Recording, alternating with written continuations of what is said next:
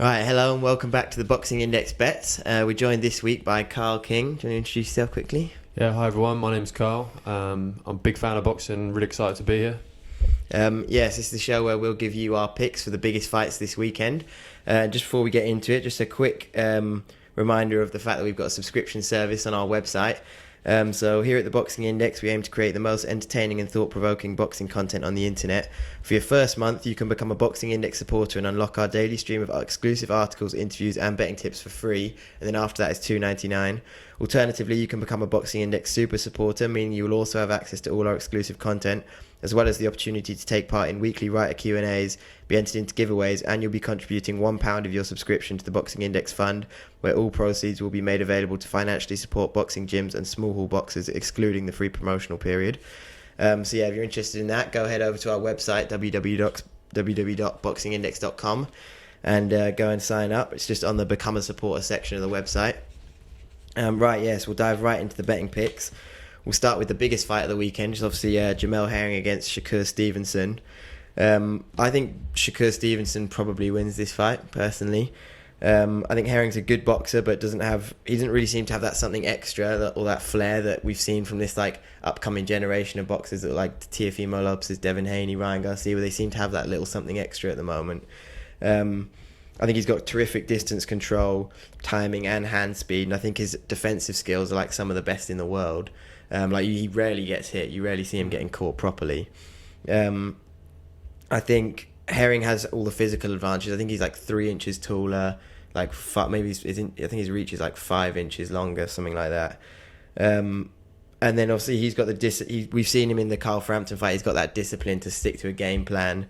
And I think he fights better on the inside than Stevenson. So I think he could end up just sort of bullying Stevenson with that size that he's got.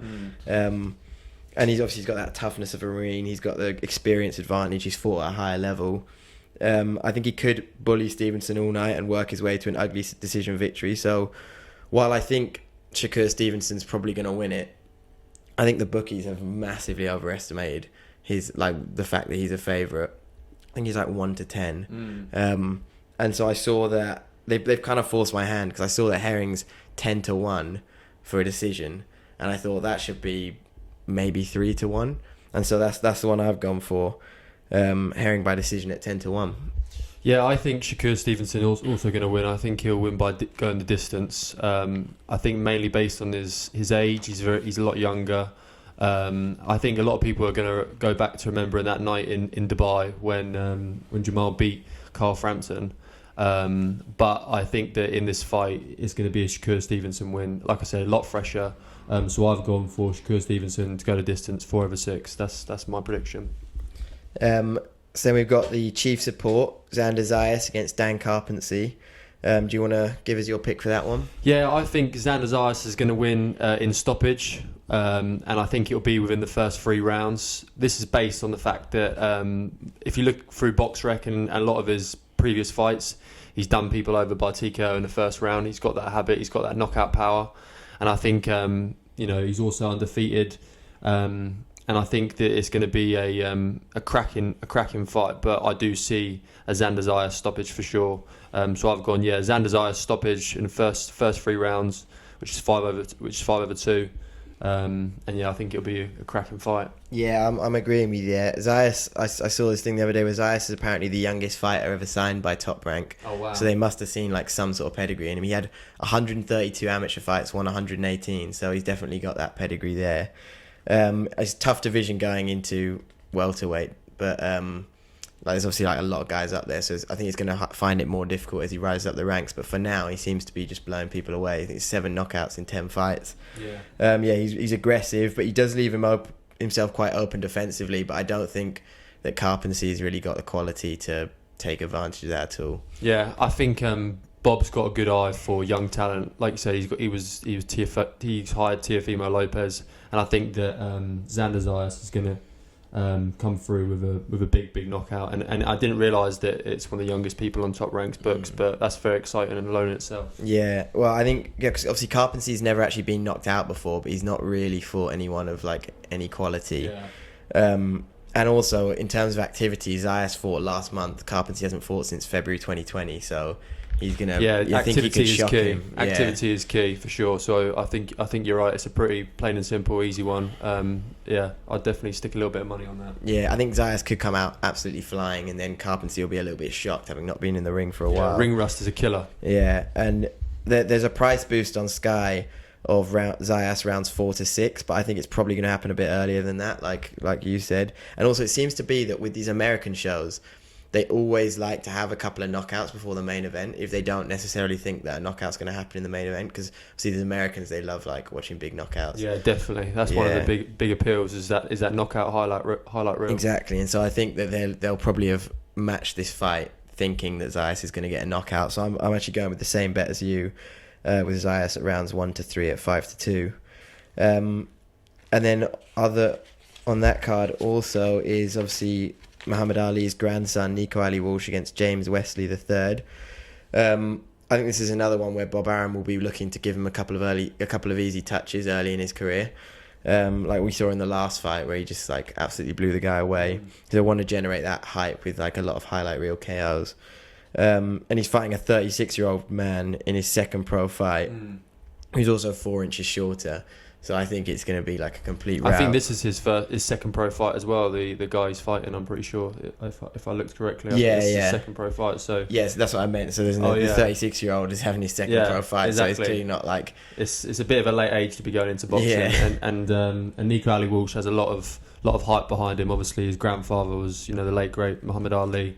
And I think with that and the press and the general sponsorships behind him, I think this is going to be and also based on his last performance as well. Like you said, he absolutely wiped that guy out. So yeah, I see a Nico Ali Walsh stoppage for sure, which is 1/3 on Sky Bet. Yeah, well, I've actually gone either first or second round KO at 5 to 4, just 'cause I thought boost those odds a little bit. And then we've got the final fight we're talking about, which is on the other card on Friday night, well technically early Saturday morning in Canada. Oscar Rivas is back against Ryan Rozicki. We've seen him against Dillian Whyte, Bryant Jennings, so he's got like a little bit of pedigree behind him, and he's got that heavyweight pedigree. So I think he's going to come in and just absolutely blow him out of the water. Rozicki's fought like a bunch of nobodies at cruiserweight as well, so he's probably not used to that sort of heavyweight power. There's a 20-pound weight difference. I think Rivas is going to absolutely bulldoze him. This is the first. I think this is a bit of a rubbish fight to be the first Bridgerweight title fight for the WBC. It's like I thought they'd try and burst onto the scene a little bit with like a big Bridgerweight fight to bring some attention to that division. And this is like not the best matchup. So yeah, I'm going for Oscar Rivas rounds 1 to 6 at 8 to 13. But I'm putting that in an accumulator with those other two fights that we've talked about, which ends up being 11.72 to 1, which with those three fights, I think that's a decent bet. You put a fiver on, that's like 60 quid return. There was a price boost for rounds 1 to 3, but I didn't think that was really good enough value at 2 to 1. So that's why I've gone for rounds 1 to 6 to make it a little bit safer. See, I'm a little bit unsure on this one because although I think Oscar Rivas is an absolute beast, and judging on that last performance he had with Dillian Whyte, they went the full distance. It was a great fight, and he showed amazing heart. I still think that I know he's 20 pounds, I believe 20 pounds over Ryan Rozicki. Am I right? Yeah. I think that is going to cause a big difference. But equally, at the same time, I think that this is a big stage opportunity for Ryan Rozicki. You never know what can happen, and he has won all of his fights, 13 fights, 13 knockouts, no losses. However, I do agree with you. I do think it is going to be an Oscar Rivas win. It'll be an interesting fight, one that I'm definitely going to watch. And I've gone for just an Oscar Rivas stoppage. Not sure when it will happen. Because I think he's been pretty inactive as well since the Dillian Whyte fight. I think he's only had one fight, and I think it was against a bit of a journeyman as well. I can't remember exactly who it was, but I do think Oscar Rivas will do it. I think that if the 20 pounds difference wasn't there, then it would make me be a little bit more curious on how things gone. But that weight plus the experience, I see just an Oscar Rivas stoppage, 1/3. Yeah, so hopefully, I've put a fiver on the accumulator, a fiver on the Jamel Herring decision. Could come away with £100 by the end of the weekend, which would be nice. That'd be a lovely little bit of money for the weekend, really. Yeah. All right, yeah, well, thanks for watching. Make sure to follow us on @BoxingIndex across all social medias. Did you have anything you wanted to plug? Nothing that I wanted to plug, but just thanks for having me, and hopefully we can do a lot more of these. I'm a big boxing fan, and I'd love to carry on talking boxing. Yeah, hopefully we'll see you back next week. Thanks for listening.